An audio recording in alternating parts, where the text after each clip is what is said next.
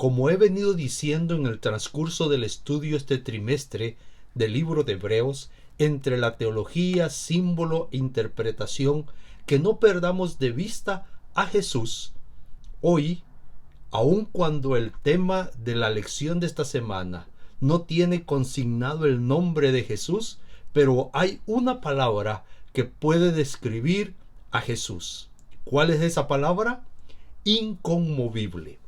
Y es para mí interesante poder descubrir en un diccionario de sinónimos y antónimos el significado de esta palabra, inconmovible, y que describe o tiene inmersas características de nuestro Jesús. ¿Cuáles son estas características? Sólido, seguro, firme, fuerte, inalterable, inmutable, tenaz.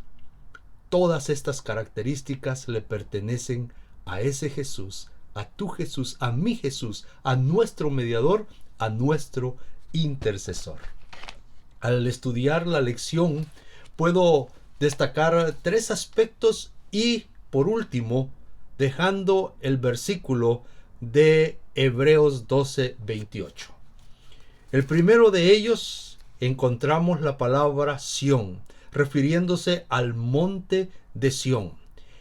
Aquí lo importante es sacar el significado del símbolo para que podamos entender el mensaje final del libro de Hebreos. Sión, el monte de Sión, es sinónimo de victoria. Todo el pueblo se reunía en el monte de Sión cuando se había obtenido la victoria.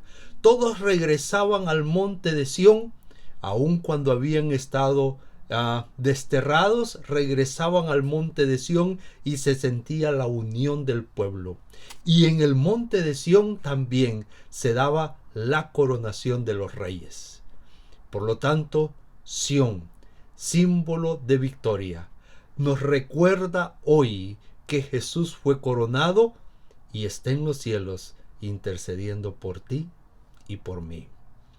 Otra palabra que para algunos nos asusta: juicio. Y por ahí leía que cuando hablamos de juicio, el que se debe sentir mal con esa palabra es el que está culpable.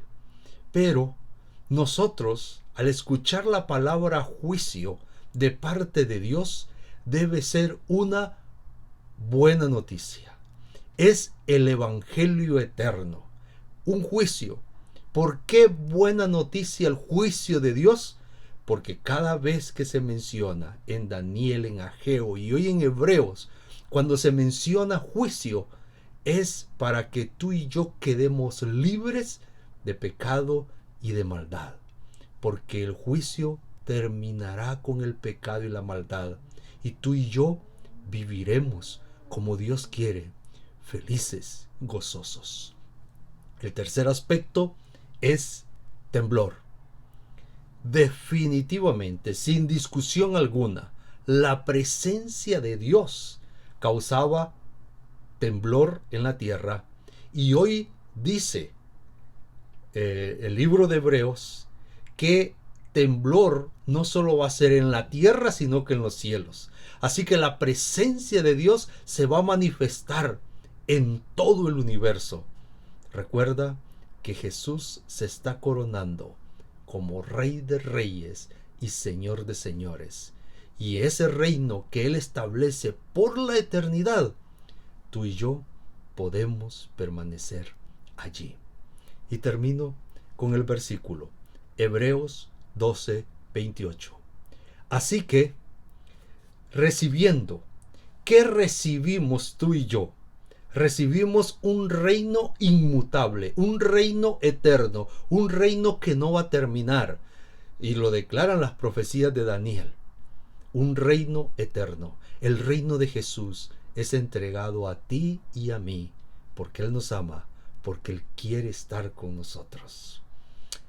¿Cuál debe ser nuestra actitud? Dice el versículo que al recibir este reino, al cual ya pertenecemos, tengamos gratitud.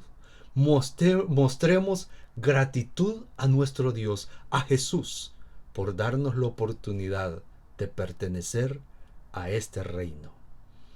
Y dice el versículo, continúa diciendo el versículo, que esta gratitud debe mostrarse de manera que nosotros podamos servir a Dios de una forma agradable, con temor y reverencia.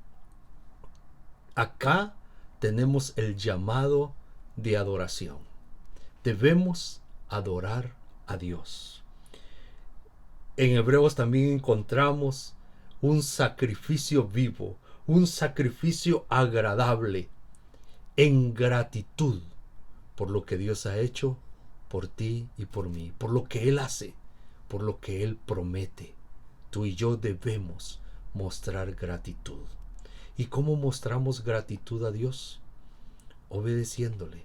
¿Cómo mostramos gratitud a Dios? Adorando solo a Él y sirviendo a nuestro prójimo. Que Dios te bendiga y que podamos disfrutar hoy, desde hoy, del reino prometido. Ya es realidad. Y al disfrutar de este reino, disfrutemos de la bendición y la presencia de Dios y vivamos de acuerdo a ciudadanos de este reino. ¿Y cómo lo viven estos ciudadanos?